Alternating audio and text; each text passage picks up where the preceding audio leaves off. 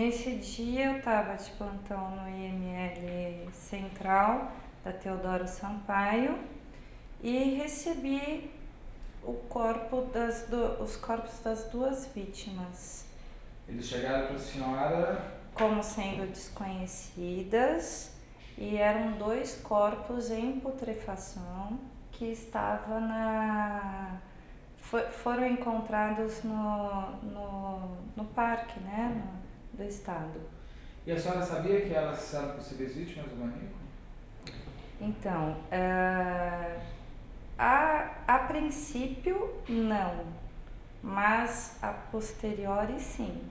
Aí a gente já estava envolvido porque acaba existindo aquela suspeita de que teria sido mais 2 corpos encontrados e se referia a este caso. E como que se faz a autópsia de um caso? Um corpo no estado, qual era o estado de putrefação? Já não tinha mais pele? O que não tinha? Então, elas estavam, uma das vítimas, o que chamou a atenção é que o início da putrefação dela estava na parte ventral, ou seja, da frente do corpo, e o dorso estava preservado. O que isso significa? Isso significa assim, por exemplo, ela estava na mata, né, foi encontrado, com certeza ela estava lá, e o que acontece? Um corpo em putrefação, ele em local, em ambiente úmido ou com calor, o início da putrefação é mais rápida. E isso é a ciência da medicina legal que traz essas informações pra gente. No ambiente mais seco ou que não tenha tanta umidade, ela pode existir se preservar mais a decomposição, ela vai acontecer, mas em estágios diferentes. Então, em um dos cadáveres existia um início de putrefação numa área onde a gente não pode afirmar, mas presume-se que num contato com maior umidade ou com a fauna do local, onde inicia-se mais a putrefação. E que poderia se dizer que ela estaria em decúbito ventral. E ela estava nua? Não, ela estava com uma mini blusa.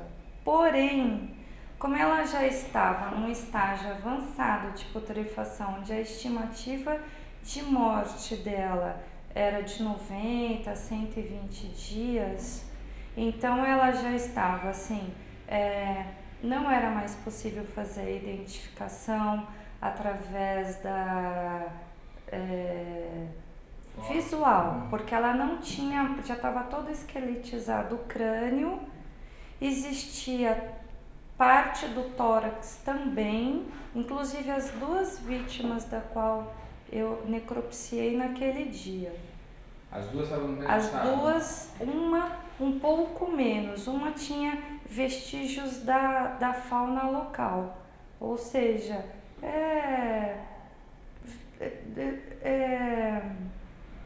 vermes que geralmente aparecem e fazem parte do início da decomposição do cadáver.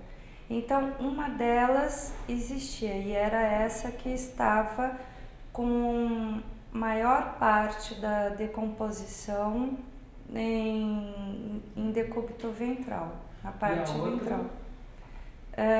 E a outra, ela tinha um período, uma era de aproximadamente até 90 dias e uma outra vítima era aproximadamente 120 dias, o que daria mais ou menos uns 4 meses. E esses corpos tinham alguma coisa assim, por exemplo, animais que comeram esses corpos, que morderam? Não tinha. Ele tinha algum vestígio animal ali que estava comendo esses corpos? Eu não identifiquei, a não ser assim, formiga, mas não assim um roedor, sinais de roedor, não existia. E os corpos, o que foi possível descobrir através daqueles corpos? Uma das vítimas, ela, na verdade, assim, foi muito pobre, porque um corpo num estágio de decomposição avançada, ela nos traz pouco elementos, o que é muito ruim para um perito isso. Então a gente sai procurando maiores evidências. No caso, nenhuma destas vítimas em questão tiveram pesquisa de espermatozoide encontrado, até porque elas já estavam com os órgãos deteriorados internos. E então nem existiu. Mas, porém, teve uma das vítimas, que este caso foi realizado por outros colegas, mas nós todos participamos, né, deste caso, porque acabou envolvendo a todos os legistas que quando perceberam a dimensão do que nós estávamos cuidando e periciando, esta vítima, ela tinha sinais de mordidas no corpo. Não tinha evidências de espermatozoide, não foi encontrado. Porém, esta vítima, ela tinha ela não estava em estado de putrefação. Acredito eu que foi através do encontro deste cadáver que se iniciou as buscas e do criminoso em questão. Foi isso mesmo, foi a Selma, né? Foi a Selma, isso. Ele tinha uma coisa muito maluca, não fosse só essa coisa maluca dele, mas ele tinha, além de tudo que ele fazia, ele voltava dias depois, com a vítima já morta, numa posição que ele punha a vítima depois de morta, para se relacionar sexualmente com essas vítimas. Foi isso mesmo. Inclusive, eu conversei com o odontologista na época, em que, através desta prática dele, porque como as outras vítimas, elas descaracterizaram pelo estado de decomposição do cadáver, né? Então, nós perdemos elementos da região cervical, dos membros, porque já estavam em decomposição. Esta vítima em questão, a Selma, ela tinha evidências de estrangulamento, de uma morte por asfixia e de mordidas no corpo em vários locais, nos braços, uma região do tórax, no quadril e nas pernas. Me parece que esse corpo ele foi encontrado 24 horas depois, quando um processo inicial de decomposição já se inicia. Porém, os elementos ainda estão todos preservados do corpo. E por ele ter esta prática de efetuar as mordidas após a morte, essas mordidas elas não foram descaracterizadas, porque existe uma coisa que acontece assim, todos os elementos de vida, o que aconteceu em vida com você, com alguém, né? Esses elementos vão ficar ali, ele tem características próprias, que isso o médico legista tem capacidade de discernir se ela foi praticada em vida ou pós-morte. E tem outras características após a morte. E no caso da Selma, essas mordidas, elas eram bem características pós-morte? Eram características de pós-morte e quando elas são praticadas pós-morte, a reação inflamatória, por exemplo, que deveria estar ocorrendo já nas primeiras horas da decomposição do cadáver, elas não ocorreram, porque era pós-morte. Então, elas ficaram do jeito que elas eram, na pele do cadáver. Porém, o que iria começar a desaparecer? O processo de decomposição do cadáver em se estendendo e, digamos assim, disseminando aquela evidência. Mas, por sorte, na época, o encontro desse cadáver permitiu que essas evidências ainda estivessem presentes e foi realizado um molde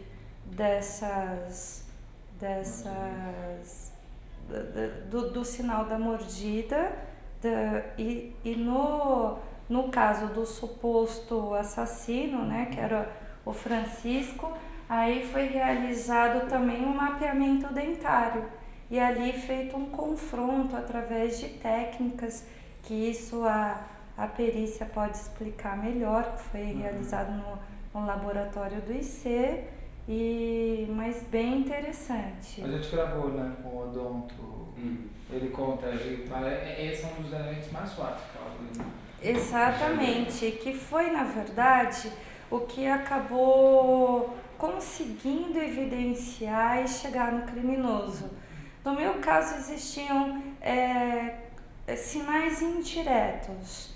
Sinais indiretos, por exemplo, de uma asfixia. No caso, uma das vítimas, ela tinha os dentes todos rosados. Isso na literatura faz com que haja indícios de uma suposta morte por asfixia. Porém, na época, ainda em levantamento desta literatura e com as evidências do caso da Selma e terem conseguido evidenciar esse forte indício do criminoso, então os laudos eles foram entregues antes da conclusão e as duas mortes saíram como indeterminadas. Porém, foi levantado, foi evidenciado esses dentes rosados, que se a posteriori fosse necessário que prosseguisse nessa investigação, ficou evidenciado para que no laudo, para que não fosse algo a ser colocado depois e se fosse necessário para o julgamento, para o processo, o que acabou não sendo importante. As duas vítimas tinham os dentes rosados? Uma delas só, que tinha um estado de putrefação menos adiantado. A de 90 dias.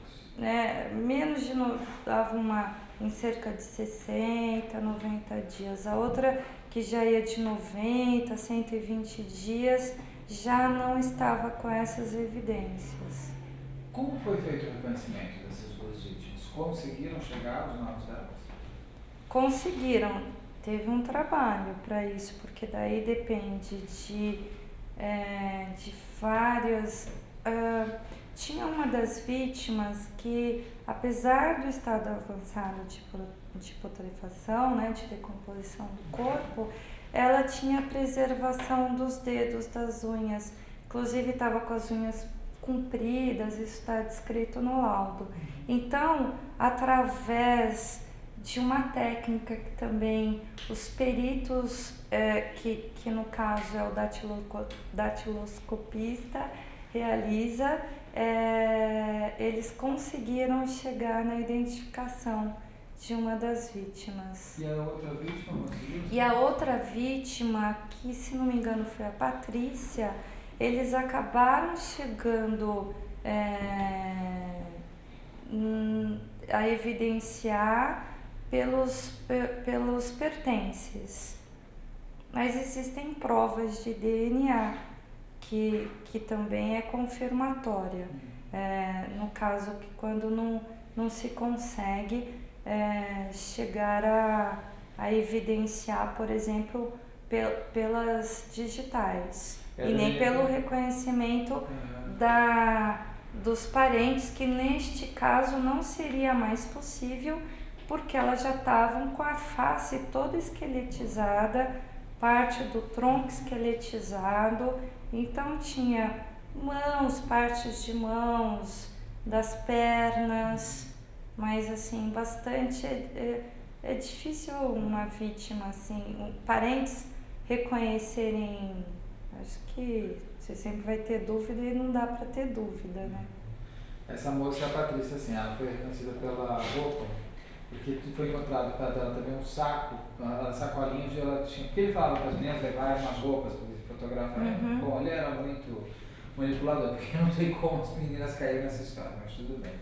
E ele foi encontrado próximo uma sacola com vários pertences que seria exatamente a combinação dessa mini blusa aí, desse, sei lá, era um conjuntinho que uma dos parentes reconheceu assim.